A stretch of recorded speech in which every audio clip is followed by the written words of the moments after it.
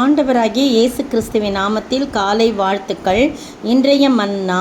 பின்பு ஏசாயா, அத்திப்பழத்து அடையை கொண்டு வாருங்கள் என்றான். அதை அவர்கள் கொண்டு வந்து பிளவையின் மேல் பற்று போட்டபோது அவன் பிழைத்தான்.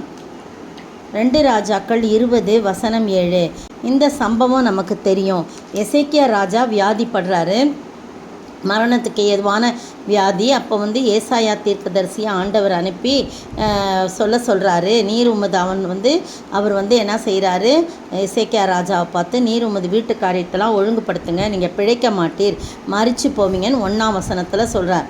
அப்போ எசேக்கியா ராஜா என்ன செய்கிறாரு, ஒன்றுமே சொல்ல, அவர்கிட்ட எந்த கேள்வியும் கேட்காம தன் முகத்தை சுவர்புறமாக திருப்பி கொண்டு கர்த்தரை நோக்கி ஜெபிக்கிறார்.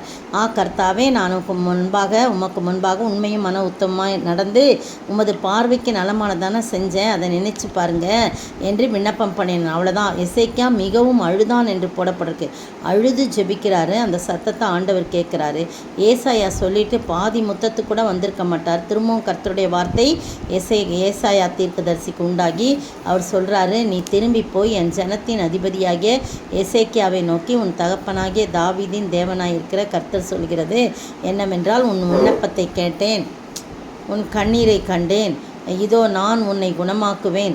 3ஆம் நாளிலே நீ கர்த்தருடைய ஆலயத்துக்கு போவாய், உன் நாட்களோட 15 வருஷங்களை கூட்டுவேன், உன்னையும் இந்த நகரத்தையும் அசிரியா ராஜாவின் கைக்கு தப்புவித்து என் நிமித்தமும் என் தாசனாகிய தாவீது நிமித்தமும் இந்த நகரத்துக்கு ஆதரவாய் இருப்பேன் என்று சொல்லுன்றார். இப்போ ஏசாயா தீர்க்கதரிசி பாருங்கள், உடனே போய் அதை சொல்கிறார், உடனே கீழ்ப்படுகிறார். பார்த்தீங்களா? ஆனால் யோனா என்ன பண்ணல, அவர் கீழ்ப்படியாமல் வேறு பக்கம் போகிறார், தர்ஷீஸ்க்கு கப்பல் ஏறுறார், நினிவேக்கு போகாமல். ஆனால் யோனம், என்ன ஆண்டவரே, இப்போ தானே சொன்னேன், நீங்கள் வீட்டு காரியத்தெல்லாம் ஒழுங்குபடுத்திங்க, நீங்கள் பிழைக்க மாட்டீங்கன்னு சொல்லி மறித்து போவீங்கன்னு, இப்போ திருப்பி போய் இப்படி சொல்கிறீங்களா, அவர் என்னை பற்றி என்ன நினைப்பார் அப்படிலாம் ஏசாயா தீர்க்கதரிசி எதுவுமே சொல்ல. உடனே அவர் அதுக்கு ஒபே பண்ணுறார். பின்பு ஏசாயா, அத்திப்பழத்து அடையை கொண்டு வாருங்கள் என்று சொல்லி அதுக்கு ஒரு வைத்தியம் பார்க்குறார். அந்த பிளவை என்பது இந்த காலங்களிலே பார்க்கும்போது அது கேன்சருக்காக ஒரு அடையாளமாக இருக்கிறது சொல்லி மருத்துவ ஆசிரியர்கள் கூறுகிறார்கள். ஆனால் அதில் வியாதிப்பட்டு அப்போல்லாம் மருந்தெல்லாம் ஒன்றும் கண்டுபிடிக்கல. ஆனால் அத்திப்பழ அடையை கொண்டு வாருங்கன்னு சொல்லி, அத்திப்பழத்தை நம்ம பார்க்குறோம், நல்லா இலந்த அடை அப்படின்னு சொல்லி சாப்பிடுவாங்க டீச்சர்ஸ்லாம். ஆனால் எனக்கு அதெல்லாம் ஒன்றுமே பிடிக்காது, எந்த பழங்களும் நான் சாப்பிட பிடிக்காதனால அதெல்லாம் இன்ட்ரெஸ்ட் இல்லை. ஆனால் அத்திப்பழத்தை இடித்து அதை மாதிரி அடை மாதிரி செய்வாங்களாம். அந்த அடையை கொண்டு அப்படியே அது ஈரப்பதமாக இருக்கும், அதை அப்படியே 10 போட்ட உடனே அவன் பிழைத்தான் என்று சொல்லப்பட்டிருக்கிறது. அருமையான வேளையிலே அவன் பிழைத்ததற்கு காரணம் 18ஆம் அதிகாரம் 2 ராஜாக்கள் 18ஆம் அதிகாரத்தில் பார்த்தீங்கன்னா, அவன் இஸ்ரவேலின் தேவனாகிய 5ஆம் வசனம், அவன் இஸ்ரவேலின் தேவனாகிய கர்த்தரின் மேல் வைத்த நம்பிக்கையிலே அவனுக்கு பின்னும் அவனுக்கு முன்னும் இருந்த யூதாவின் ராஜாக்கள்லாம் அவனைப் போல ஒருவனும் இருந்ததில்லை. 6ஆம் வசனம், அவன் கர்த்தரை விட்டு பின்வாங்காமல் அவரை சார்ந்திருந்து கர்த்தர் மோசேக்கு கற்பித்த அவருடைய கற்பனைகளை கை கொண்டு நடந்தான். பார்த்தீங்களா? அவர் மேலே வச்ச நம்பிக்கையில் அவருக்கு முன்னும் பின்னும் யாருமே இல்லை. காரணம் அவர் மேடைகள்லாம் கர்த்தருக்கு அருவருப்பான காரியங்கள்லாம் செய்யாதபடி அருவருப்பான காரியங்கள்லாம் அகற்றான். மேடைகளை அகற்றான், சிலைகளை தகர்க்கிறான், விக்கிரத்தோப்பில் வெட்டுறான், இது நல்லா காரியங்கள்லாம் செய்கிறான். கர்த்தரின் பார்வைக்கு செம்மையானதை செய்கிறான். அதுதான் இந்த இடத்துல அவன் கர்த்தர் மேலே அவ்வளோ நம்பிக்கை கொண்டதில் யாருமே முன்னும் பெண்ணும் எந்த ராஜாவும் இல்லை. அவன் கர்த்தரை விட்டு எந்த விதத்திலும் பின்வாங்காமல் கர்த்தரையே சார்ந்து அவர் மோசே கற்பித்த அனைத்து கற்பனைகளை நியாயங்களையும் கை கொண்டு நடந்தான். அதனால் கர்த்தர் அவனோடு இருந்தார். அவன் போகிற இடம் எங்கும் அவனுக்கு அனுகூலமாயிற்று என்று சொல்லி அவன் அசிரியா ராஜாவை சேவிக்காமல் அவன் அதிகாரத்தை தள்ளிவிட்டான். அதனால் அவனுக்கு வெற்றி கிடைத்தது. அதெல்லாம் நிறைய காரியம் இருக்குது. அப்பா, ஒரு எசேக்கியா ராஜா இப்படிலாம் செஞ்சதுனால அதை சொல்கிறான், ஆண்டவரே, நான் உமக்கு முன்பாக உண்மையும் மன உத்தமாக தானே இருந்தேன், உடைய பார்வைக்கு நலமானதானே செஞ்சேன் அப்படின்னு சொல்லி சொல்கிறத நம்ம பார்க்குறோம். இந்த அருமையான வேளையிலே எசேக்கியா ராஜா அப்போ அவருக்கு மனாசேலாம் பிறக்கலை. அதுக்கு பிறகு தான் மனாசே பிறக்கிறது பற்றிலாம் போடப்பட்டிருக்கு. அப்போ அவர் நல்ல யங் ஏஜில் தான் இருந்திருக்கிறாரு. அவர் உடனே ஆண்டவர்கிட்ட ஜெபிச்சார். நீங்களும் நானும் இப்படிப்பட்ட ஒரு சூழ்நிலையில் ஆண்டவர்கிட்ட நம்ம ஜெபிக்கணும். மரணமே சம்பவிப்பதாக இருந்தாலும் ஆண்டவர்கிட்ட நம்ம ஜெபிக்கணும். அந்த ஜெபிப்பதற்கு நமக்கு தகுதி இருக்கும். ஏன்னா அவர் மேல் கொண்டுள்ள நம்பிக்கையிலே நம்ம இன்னும் உறுதியாக இருக்கணும். அவரை விட்டு எந்த சந்தர்ப்பத்திலும் பின்வாங்காதபடி அவரையே சார்ந்திருக்கணும்.